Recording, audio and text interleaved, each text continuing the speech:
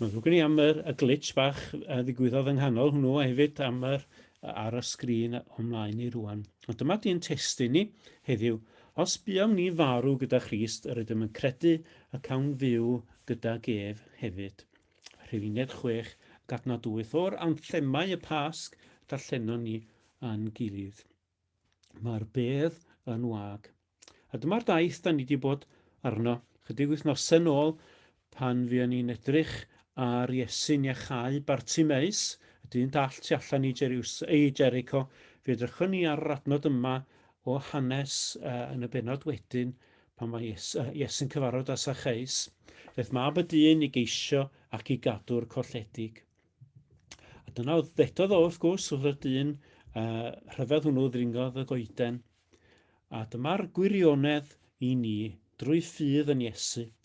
Felly, os yw rhywun yng Nghrist, y mae'n greadigaeth newydd, aeth yr hen heibio, y mae'r newydd yma. Da ni'n gweld bwriad Iesu, dyma oedd ei flaen, dyma dda ni galon wrth iddo fentro i Jerusalem. Os ydym ni yng Nghrist, mae'r hen wedi mynd, y mae'r newydd yma. Mae'r weithred wedi ei chyflawni.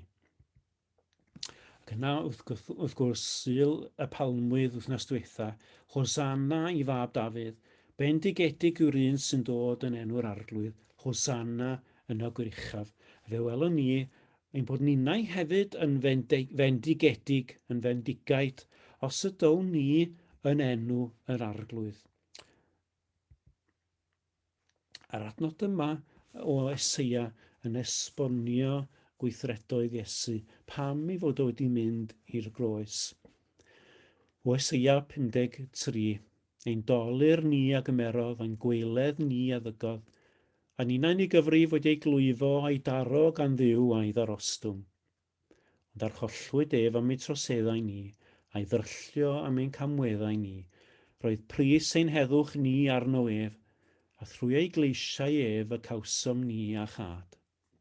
Rydym ni gyd wedi crwydro fel defaid, pob un yn troi i'w ffordd ei hun, a rhoes yr arglwydd arno ef, ein beiau ni i gyd. Mae'r Iesu'n gwneud yr cyfnewid dwyfol nefol yma, yn cymryd ein beiau ni, a ninnau'n cael ei heddwch a'i gyfiawnhad yn gyfnewid. Na chi rhyfeddod ystyr y Pasg. A'r bedd gwag yn brawf o hynny. Y bedd gwag yn dangos fod y pris wedi ei dderbyn. A dyma mae'n ei olygu ni. Os buom ni farw gyda Christ, rydym yn credu y cawn fyw gyda ef hefyd. Mae'r adnodau yma'n dod o Rhufeiniad a'r 6 bennod. A be welwn ni yma ydy beth y mae Paul yn defnyddio fel darlun i ni ydy ystyr yr Atgyfodiad yn ymarferol ac yn ysbrydol a hefyd yn dragwyddol bwys i ni. Mae wedi bod yn sôn am ein natur pechadurus ni, wedi bod yn sôn fel ydyn ni'n syrthio'n fyr, ond bod Duw wedi galw Abraham i ddechrau llwybr yna yn ôl at Dduw. A dyma mae o'n ddeitha ni yn Rhufeiniad. Mae o'n ddadl agos iawn, ond stilyn nhw'n ni drwy hwn, fe welwn ni peth mor rhyfeddol ydy'r gwirionedd yma i'n bywyd ni bob dydd. Rhufeiniad 6, adnod 1-11. Beth ynte sydd i ddweud? Ydyn ni barhau mewn pechod mwyn i ras amlhau? Dim ato Duw, os ydych chi'n cofio Beibl William Morgan, ddim ar unrhyw gyfrif. Pobl ydym a fu farw i bechod. Sut y gallwn ni mwyach fyw yno? A ydych heb ddeall fod pawb ohonom a fydyddiwyd i Grist Iesu wedi'n bedyddio i'w farwolaeth? Trwy'r bedydd hwn i farwolaeth ein claddwyd gydag ef, fel megis y cyfodwyd Crist oddi wrth y meirw mewn amlygiad o goniant y tad, y byddai ninnau cael byw ar wastad bywyd newydd. I rhai o'ch chi sydd ar y teleffon, mi dwi wedi gwneud yr adnod yma yn fwy ac yn goch i ni sylwi arno. Adnod 3. Ydych heb ddeall fod pawb ohonom a fedyddiwyd i Grist Iesu wedi'n bedyddio i'w farwolaeth. Be mae hynny'n ei olygu? Be di ystyr hynny? Wel, mae Paul yn defnyddio'r ymadrodd yng Nghrist Iesu yn aml iawn. Yng Nghrist Iesu. A beth ydy hyn ydy, yn ei gorff fatha corff Crist y Eglwys, wrth i ni dod yn rhan o Iesu, mae'r oll o'r breintiau a'r bendithion a chanlyniad i farw ei atgyfodiad yn dod yn eiddo i ni. Mi da ni yn ei etifeddu o mi da ni yn cael y cyfan oll drwy ffydd. A mae'n defnyddio'r trosiad yma o'r darlun o fedydd i gyfleu hynny. Darlun yna o'r crediniwr yn mynd i lawr i'r dyfroedd ac yn dod allan eto yn darlun o farw i'n hunain ac yn cael ein codi eto i fywyd newydd yn Iesu. A mae'n penodol yma yn dweud, wrth i ni gael ein bedyddio, da ni'n cael ein cynnwys yn drosiadol, felly de, ond hefyd mewn gwirionedd ysbrydol, da ni'n cael ein cynnwys y marwolaeth Iesu. A fe welwn ni yn yr adnodau nesaf, be mae hynny yn ei olygu ni. Os da ni'n cael ein cynnwys yn ei farwolaeth, da ni hefyd yn cael ein cynnwys yn yr atgyfodiad. Dwi wedi cyfeirio sawl dro mewn pregeth at y siwrneau mi roedden ni'n neud o plant o'r Exam lawr i Gaerfyrddin ac yn mynd yng nghar y teulu.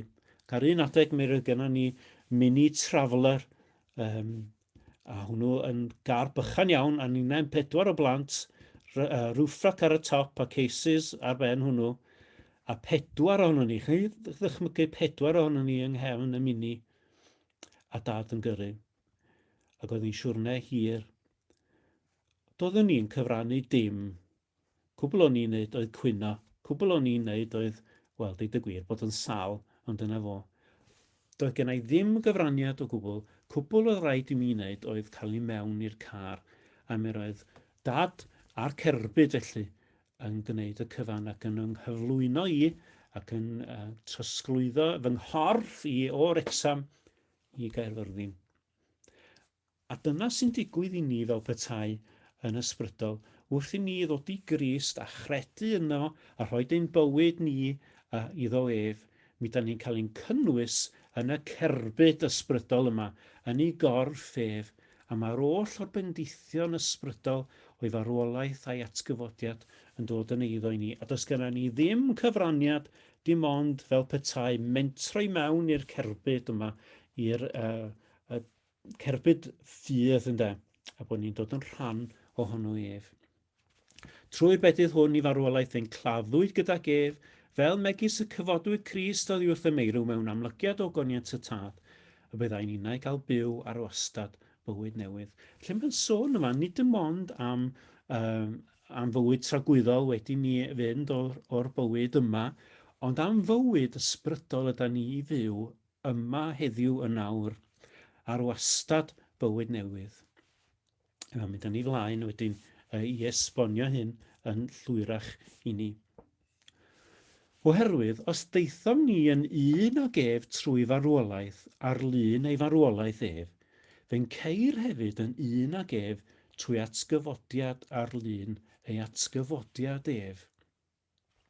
O fe welwn ni felly mor bwysig ydy'r atgyfodiad am bod ni'n credu ynddo drwy ffydd.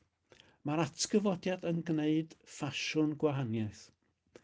Os ydym ni wedi'n cyfuno ag ef drwy ffydd trwy farwolaeth ysbrydol, ydym ni hefyd yn dod yn un ag ef yn ei atgyfodiad. Hynny yw, dyma dweud hynny yw, ond dyma mae adnod 6 yn wneud yn esbonio hyn. Fe wyddom fod yr hen ddynoliaeth o ddynol wedi chroesoelio gydag ef, mwyn dirymur corff pechadurus ac yn cadw rhag bod mwyach yn geithion i bechod. Oherwydd mae'r sawl sydd wedi marw wedi ryddhau oddi wrth bechod. Mae'n cymryd y gwirionedd amlwg yna, os ydym ni wedi marw, da ni methu pechu dim mwy. A dyna fo. A mae'n troi hynny'n ddarlun ysbrydol i ni. Wrth i ni farw gyda Christ, hynny yw bod ni'n cael ein cynnwys yn ei farwolaeth ef drwy ffydd. Mae natur pechadurus ni yn colli ei rym. Does genno ddim gafal yno ni. Mae'n dal i drio, wrth gwrs, ond does gen nhw ddim yr arglwyddiaeth arno ni. A mae grym yr atgyfodiad ar gael. Mae'r sawl sydd wedi marw wedi ryddhau oddi wrth bechod. A dyma fel ydym ni fyw.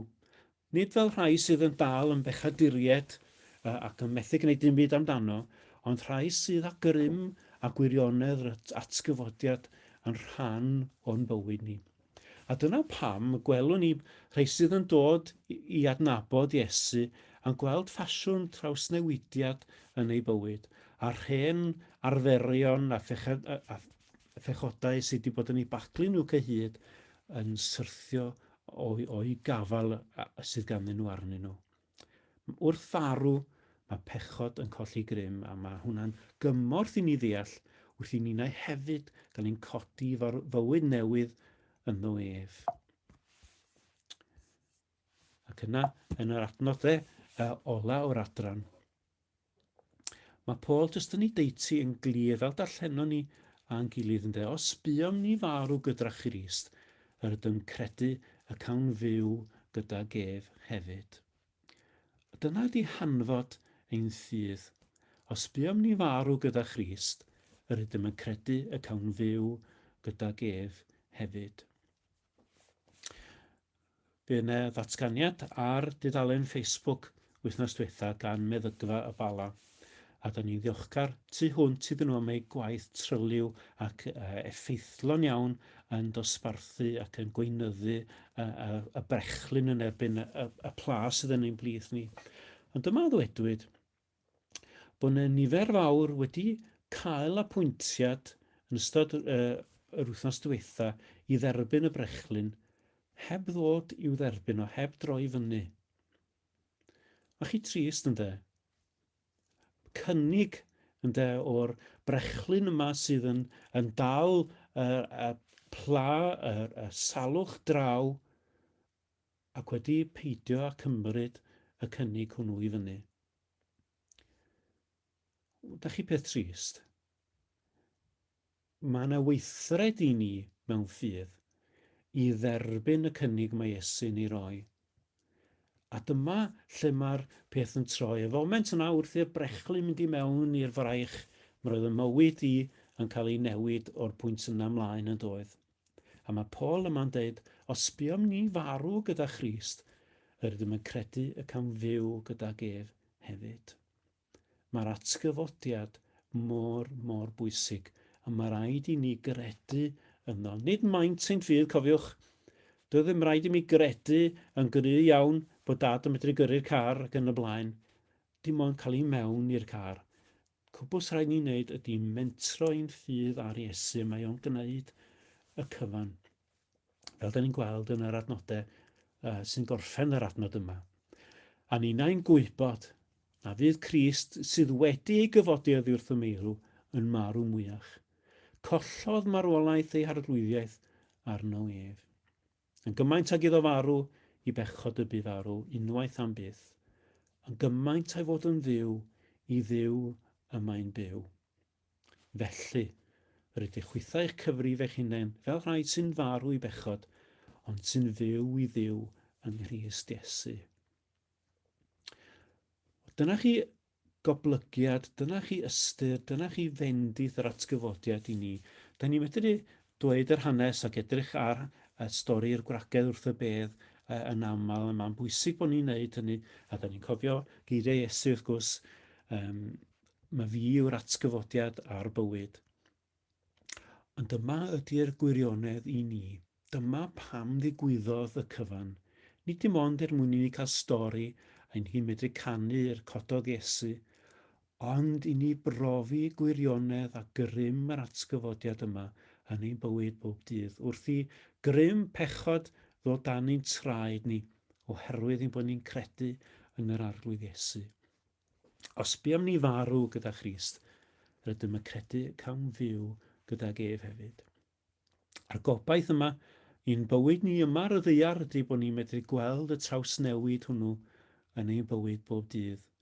Ond hefyd wrth gwrs y gobaith tragwyddol o'n blaen fod Iesu wedi mynd ac agor y ffordd newydd a bywiol hwnnw i ni'n gweld bod marwolaeth wedi colli ei arglwyddiaeth arno ninnau hefyd, a gobaith rhyfeddol hwnnw y cawn ni fyw gydag ef ymhen diwedd yr oes. Cododd Iesu i wirionedd gorsedd fydd.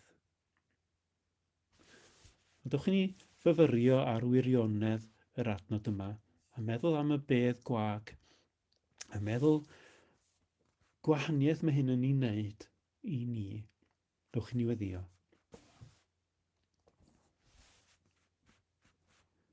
Os buom ni farw gyda Christ, rydym yn credu y cawn fyw gydag ef hefyd. Arglwydd Iesu, da ni yn rhyfeddu at hanes y Pasg, at yr hyn a wnaethos di trosto ni, fel y bues di mor ddewr yn wynebu'r groes a'r bedd. Hefyd arglwydd rhyfeddod y bore hwn ydyn ni'n ei gofio yn gilydd a'r bedd hwnnw'n wag, a'r dillad claddu wedi'i gadael ar y gwely angau. Y garreg wedi'i rowlio nôl, y maen wedi'i symud, a'r bedd yn wag. Helpa ni arglwydd i weld heddiw mor rhyfeddol ydi ystyr hyn i ni 2000 a mwy o flynyddoedd yn ddiweddarach, fod grym yr atgyfodiad dal ar waith. Wrth i ni gredu yno't, wrth i ni syllu ar y bedd gwag a gweld ein bod ninnau hefyd arglwydd yn profi grym yr atgyfodiad, wrth i ti roed ysbryd yno ni drwy ffydd. Bod ti arglwydd yn lladd ein natur pechadurus mwyn i ni brofi y bywyd ar wastad newydd.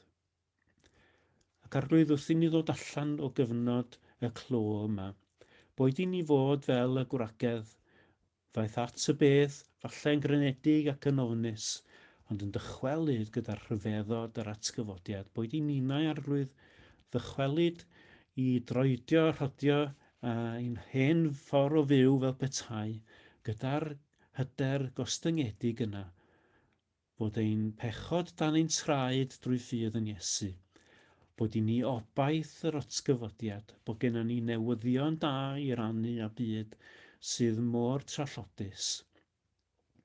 Cliw ein gweddi. Mi wn fod ymhrynwr yn fyw, dy roi ni'r un hyder ffydd.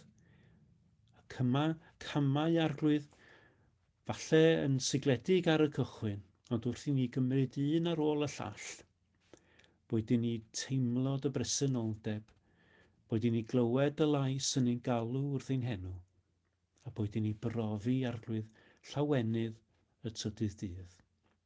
Diolch i ti, byth am gofio llwch y llawr. Amen.